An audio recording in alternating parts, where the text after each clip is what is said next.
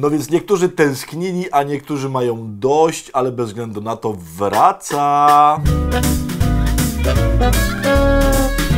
Dzień dobry, witam bardzo serdecznie we wtorek 5 kwietnia w wielkim powrocie serialu Jeszcze 5 minutek. Moi drodzy, nie widzieliśmy się w minutkach bardzo długo, bo prawdopodobnie jakieś chyba 2 albo prawie w ogóle więcej miesięcy, bo cały Wielki Post się nie widzieliśmy. No, tam były jakieś odcinki specjalne, ale jesteśmy. Moi drodzy, tak jak było zapowiadane, minutki 2 razy w tygodniu, we wtorki i w czwartki. Tak jak widzicie, outfit się lekko zmienił, dlatego że są święta, jest okres wielkanocny i dlatego jest koszula. Potem wróci bluza, żeby było trochę bardziej powszednio, ale świątecznie będzie koszula, żeby nie było, że nie mam żadnej koszuli. Mam tylko jedną, ale no, fajną. Więc idźmy do odcinka. Moi drodzy, ciekawostka na dzisiaj. Wracamy i zaczynamy od świata zwierzęcego i jak żeby. I dzisiaj chciałbym, żebyśmy sobie patrzyli na żółwie. Żółwie są bardzo wdzięcznym tematem do gadania, dlatego że jest ich bardzo wiele gatunków, bardzo wiele rodzajów i tak dalej. Mógłbym na przykład opowiedzieć o żółwiu, którego ma ojciec Tomasz Nowak w swojej celi i on tam przeżywa straszne katusze, bo jest bardzo samotny, bo ojca Tomasza nie ma, ale o tym nie powiem. Chciałbym o czymś innym. Chciałbym o, że tak powiem, systemach rozrodczych żółwi, albo raczej o pewnym sposobie, do jakiego, w sensie do jakiego dochodzą żółwie, żeby się robiło więcej żółwi. Po pierwsze, i to nie będzie jeszcze główna ciekawostka, ale taka ciekawostka wstępna. Nie wiem, czy wiecie, to w ogóle szczególnie teraz będę mówił o żółwiach morskich. Że żółwie morskie, w sensie samice żółwia morskiego, żeby wydać potomstwo, to płyną jakieś w ogóle setki, tysiące kilometrów z tych miejsc, gdzie przebywają, kierując się w ogóle tymi liniami sił pola magnetycznego Ziemi i kierują się do miejsca, w którym same się urodziły. To jest, uważam, w ogóle super, że to jest tak, jakby wszystkie żółwie były z Myszkowa i wszystkie żółwie płyną potem do Myszkowa, żeby się w Myszkowie rozmnażać. I te samice wychodzą na brzeg. W ogóle jak wychodzą, to jest bardzo ciekawa sprawa, bo płaczą. Ludzie myślą, że one, nie wiadomo dlaczego płaczą, a to chodzi o to, że one mają taki gruczoł, taki tutaj w oczach, który sprawia, że im się uwalnia ta sól cała z wody morskiej. I one po prostu jak wychodzą na brzeg, to im łzy lecą z twarzyczek żółwich. I one wychodzą na brzeg, wykopują takie dołki, to tam trwa kilka tygodni, one mają tam kilka serii, no i za każdym razem do takich dołków tam wydają z siebie od 50 do 150 jaj. I potem te mamy żółwiowe wracają do oceanów mórz i odpływają, i te jajka zostawiają.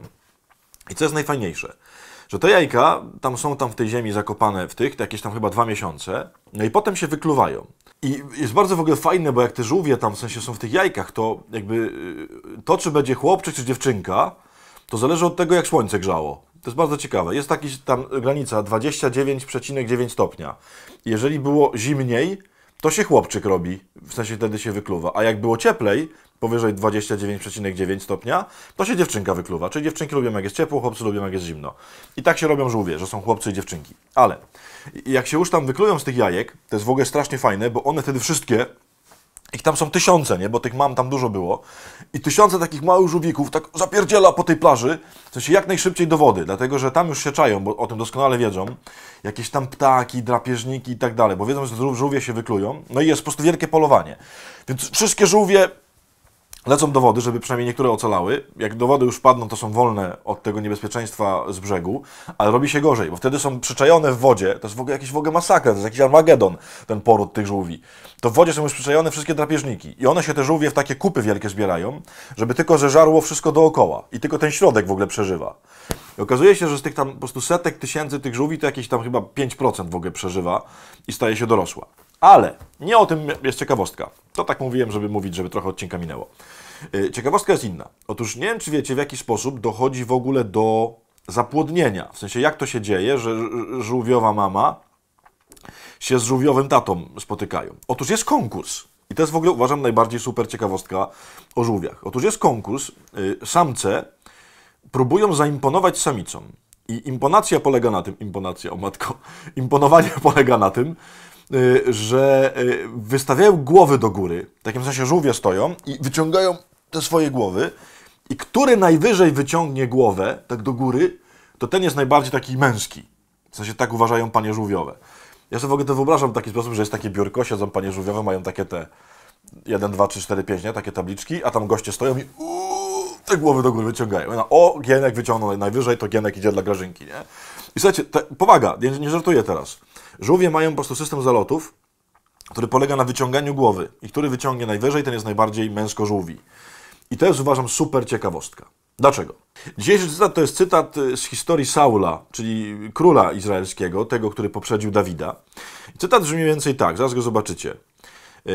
Miał on syna, chodzi o tatę Saula, miał on syna imieniem Saul, wysokiego i dorodnego, a nie było od niego piękniejszego człowieka wśród synów izraelskich. Wzrostem o głowę przewyższał cały lud.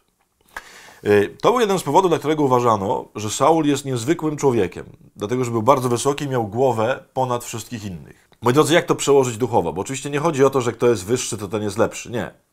Tylko jest, myślę, taki dosyć ładny obraz takiego człowieka, który wyciąga głowę, nawet bym tak powiedział lekko poetycko, wyciąga głowę, żeby sięgnąć gwiazd. W takim sensie chce dosięgnąć bardzo wysoko.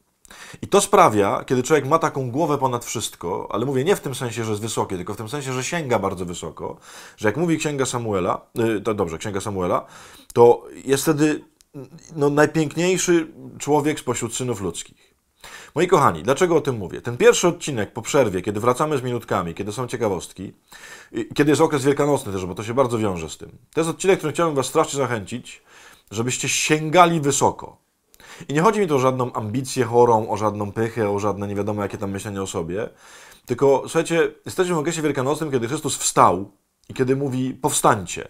Czyli w sensie nie siedźcie w rzeczach małych, nie siedźcie w grobach, nie siedźcie w maliźnie, nie siedźcie w robieniu niczego, tylko wstańcie i podnieście głowy.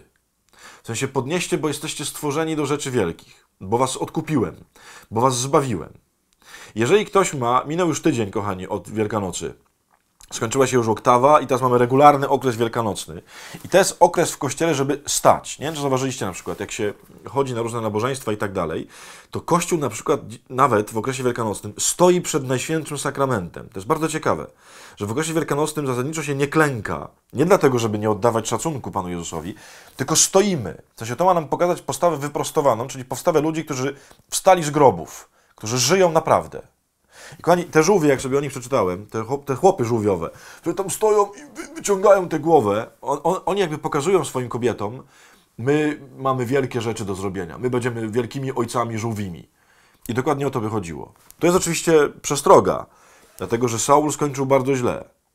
Saula, ta jego wysokość i wysoko podniesiona głowa, rzeczywiście doprowadziła do upadku, bo uwierzył w siebie. I nie o to mi chodzi. Nie chodzi mi o żadną chorą ambicję, o żadną pychę, o żadne przekonanie o tym, jaki to ja jestem w ogóle super extra cool. Nie. Tylko chodzi o to, żeby zobaczyć, jaką mamy godność, bo nas Chrystus zbawił, żeby zobaczyć, że potrafimy niezwykłe rzeczy robić i tak dalej, i tak dalej. Kochani, z tym zdaniem dzisiaj pochodźmy i pomyślmy, może by tak trzeba w końcu, bo już okres Wielkanocy się naprawdę rozkręcił, już trwa ponad tydzień, no po prostu wstać i po prostu zacząć żyć. Pomyśl dzisiaj, masz dzisiaj wtorek na to, cały dzień. Gdzie możesz dzisiaj podnieść głowę? Gdzie wreszcie przestaniesz się kulić i siedzieć tak, tylko wstaniesz i podniesiesz głowę. Jakby tak było, byłoby super.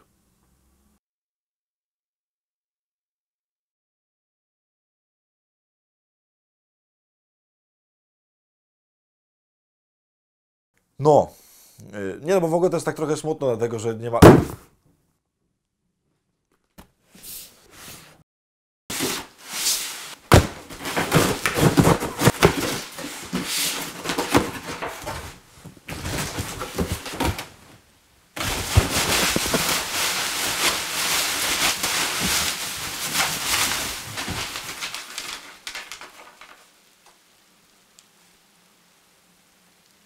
Ja pierdzielę, słuchajcie, bo tu jest napisane, że w Chinach podobno znaleziono podobno znaleziono brata bliźniaka pandy. W sensie nie wiem, czy to jest brat, czy to jest siostra, ale no pisze brata bliźniaka pandy. Czyli, że panda ma brata i brat się odnalazł.